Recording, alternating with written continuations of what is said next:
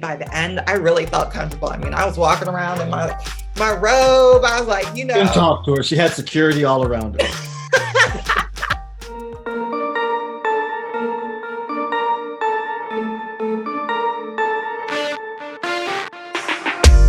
I was listening to the podcast before I even knew that I would be asked to come and read. And I thought, whoa, what a great, great part. I would love to play this part. So it didn't take long to hook me. It was just a story that I'd never really, seen, Latino people in, as in the forefront of a genre piece that is of horror, a dark comedy. So that really attracted me to the part. It's the fact that it was slightly off kilter. And also the fact that Aaron invited us to contribute to the development of our characters. I had the ability to live in Washington Heights, just a few blocks away from where the story takes place. And I really just wanted to celebrate the people who were around me. And I saw the gentrification that was happening. And I really knew that if anybody could speak to that, I could speak to that because it was lived experience.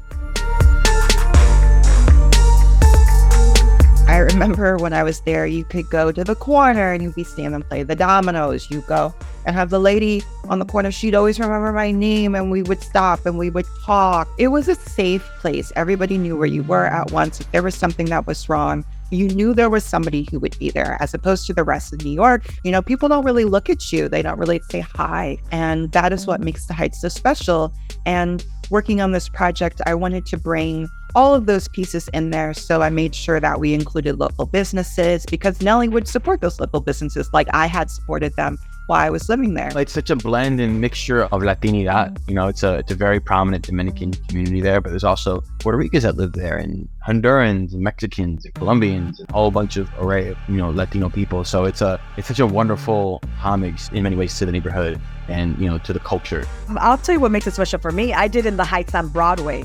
So there's something about the Heights that has been very lucky in my life. So that makes it special to me.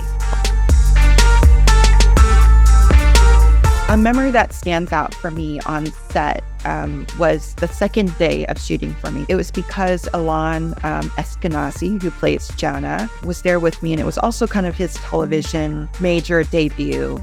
And we kind of just huddled in the corner and kind of laughed and giggled, and we're watching everything going around, or in awe. And we really leaned on each other. And we're like, okay, we can do this. We both can do this. You're not going to like my answer. The Teamster guy, he brought his dog to set. It was a really big dog, and I love dogs. Is it weird if I say me? Play me? Who knows me better than me? Can I do something like really meta and like play me playing me?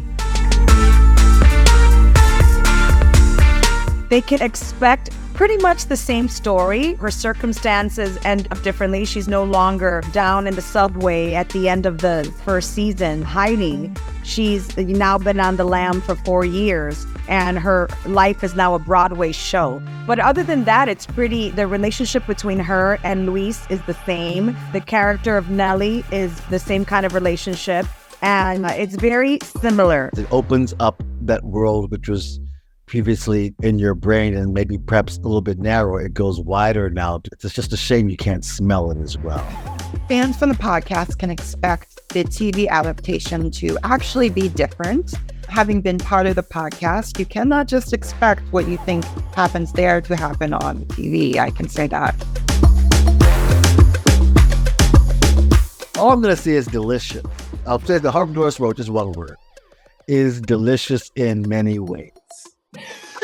Gotten 5 words? The survival of 6-5. The survival of the fittest. The survival of the fittest. The Horror of Dolores Roach is thought-provoking, heartwarming, gut-wrenching, funny, and scary. It's fun. It's a really funny show. Gory. I think it's different. I think we've never really seen anything quite like this on TV. If you have a strong stomach, it will make you hungry. It's exciting. So it's a wonderful wild ride, and it's surprising. I think people are going to be in for a lot of surprises, a lot of twists and turns. 16 years they locked my ass up for possession with intent. Dolores Roach in the flesh. It's been like forever, mommy. You look like Well, I have no money, We're not hiring today. no job prospects, and I bet that your boss's dad died, so I'm pretty sure I know I look like Thank you very much. I thought maybe that I could be a legit masseuse. You gonna do it here, D? Magic hands, Dolores. It's like a little spa in here. I know, right? $20 for a half hour? You're amazing. You got a hooker working here. No. Is that you? No, You no, harassing me? Harassing? You're running an illegal business. So when am I gonna see what these magic hands can really do here, huh? What have I done? I never did this before. Maybe I gotta cut him up first. And I'm gonna take the balloons, all those balloons. Don't worry about a thing, Dolores. I took care of it. I just wanted to have a normal, simple life. Sweet cannibal Jesus, please no. I'm going back to prison. You got anything you want to get off your chest, Dolores? There's something wrong. You wanna give me a hand?